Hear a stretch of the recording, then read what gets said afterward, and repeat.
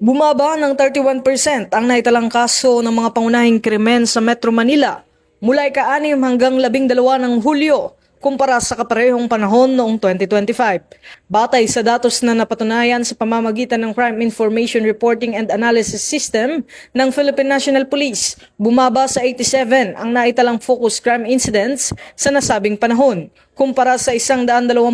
kaso noong kaparehong yugto noong nakaraang taon. Kabilang sa mga krimeng nagkapagtala ng makabuluhang pagbaba ang murder, physical injuries, rape, theft at motorcycle theft. Sa kampanya kontra ilegal na droga, nakapagsagawa ang mga tauhan ng NCRPO ng 270 anti-narcotics operations na nagresulta sa pagkakaaresto ng 334 na drug suspects at pagkakakumpiska ng humigit kumulang 4.75 milyong pisong halaga ng ilegal na droga. Binigyan din ni Police Major General Aberin na patuloy na palalakasin ng NCRPO ang kanilang mga operasyon upang mapanatili ang seguridad sa Metro Manila at matiyak ang agarang pagtugon laban sa anumang uri ng kriminalidad, alinsunod sa advokasya ng bagong PNP para sa bagong Pilipinas, serbisyong mabilis, tapat at nararamdaman.